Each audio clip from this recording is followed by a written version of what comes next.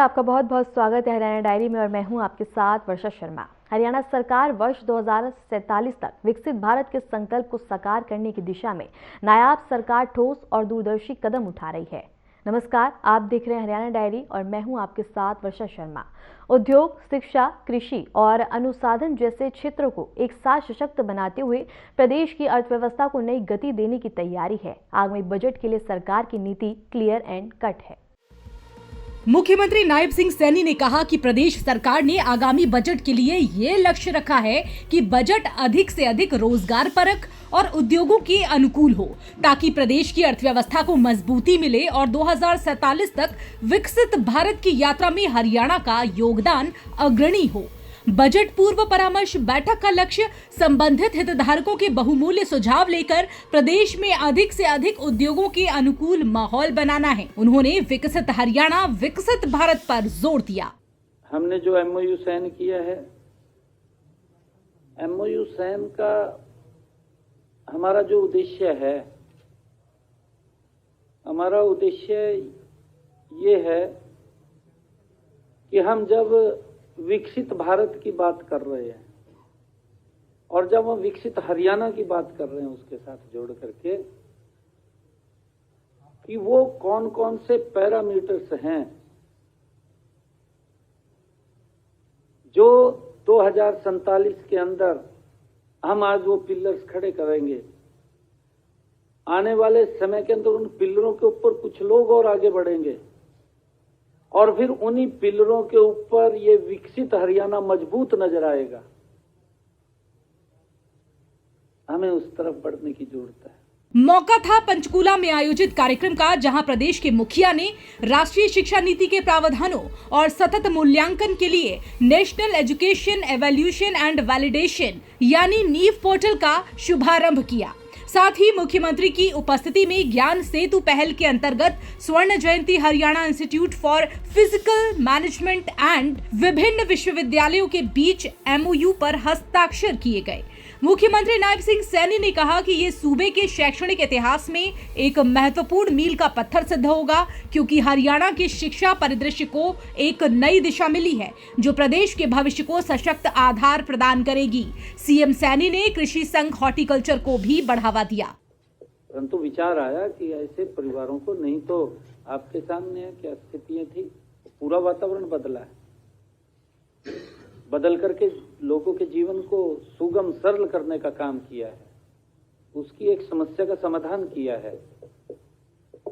स्वच्छता को लेकर के बड़ी छोटी बात है, क्या स्थिति थी, कोई लंबा समय भी नहीं है, एक बड़ा बदलाव देखने को मिल रहा है।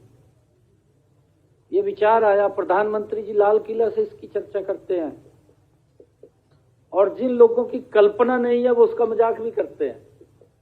इससे कितना बड़ा एक आम व्यक्ति के जीवन में बदलाव होगा, वो मजाक भी करते हैं उसका, परंतु उनकी कल्पना नहीं थी, उनकी शायद सोच भी नहीं थी। प्रधानमंत्री जी ये बात बोलते हैं,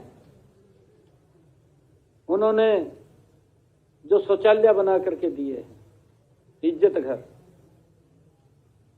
एक बड़ा बदलाव किया है। आम व्यक्ति के जीवन के अंदर हर योजना ने एक बड़ा बदलाव किया है और लोगों को महसूस हुआ है। और यही शासन होता है। शासन यही होता है कि जब हम मिलकर के उस दिशा में काम करें और लोग कहें कि नहीं ये सरकार मेरी है, उसको लगना चाहिए कि सरकार मेरी है, यही शासन है। नहीं तो समय तो काटते थे, ये सोच करके काटते थे भी 5 साल के बाद तो मैंने बदल जाना है, दूसरा आएगा। परंतु अब बदलाव नहीं लोग चाहते। आप देख रहे हैं, लोग बदलाव नहीं चाह रहे, लोग काम चाह रहे हैं। हमारे सामने है, हमने आज एमओयू साइन किया है, जो हमने जिन जिन विषयों के ऊपर आज भी बहुत सारी मैंने कहा है कि 2047 का विजन संकल्प हमारे सामने है। हमने हरियाणा को गति से भी और लोगों के जीवन को सरल करते हुए इसको आगे बढ़ना है। स्लो भी नहीं चल सकते, क्योंकि समय हमारे पास लिमिटेड है, समय कोई लंबा नहीं है।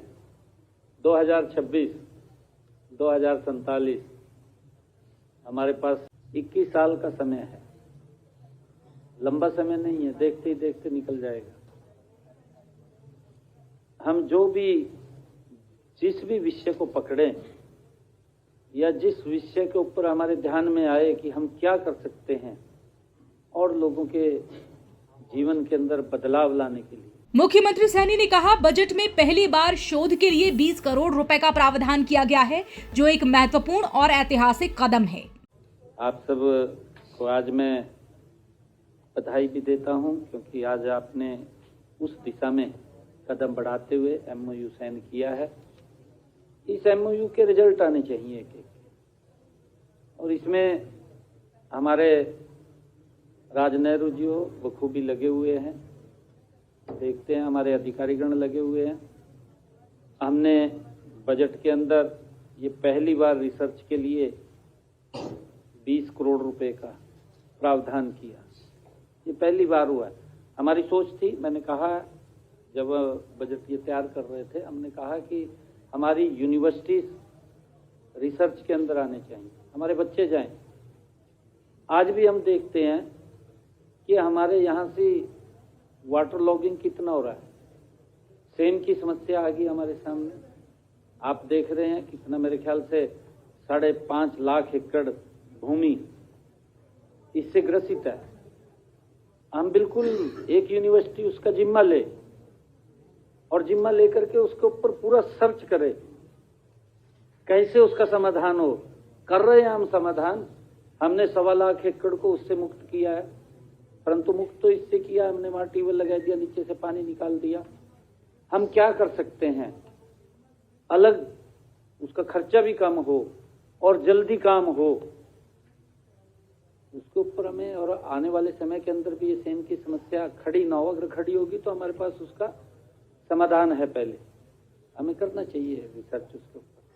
कुल मिलाकर नायब सरकार उद्योग, शिक्षा, कृषि और अनुसंधान जैसे क्षेत्रों को एक साथ सशक्त बनाते हुए प्रदेश की अर्थव्यवस्था को और धार देने की तैयारी में है। आगामी बजट में नायब सुशासन का पूरा फोकस जनहितैषी फैसलों पर केंद्रित है। मुख्यमंत्री नायब सिंह सैनी के नेतृत्व में सरकार का स्पष्ट फोकस रोजगार, कौशल और विकास पर है। फिलहाल के लिए हरियाणा डायरी में इतना ही। नमस्कार।